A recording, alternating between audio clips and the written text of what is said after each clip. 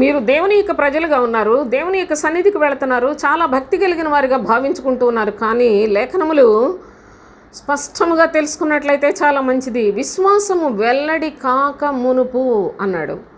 దేవుని యొక్క ప్రజలే, కానీ క్రీస్తు సువార్త తెలియనంత వరకు, క్రీస్తు సువార్తను విశ్వసించనంత వరకు మీ జీవితములలో మీరు విశ్వాసులు కారు అనే సత్యాన్ని గమనించండి.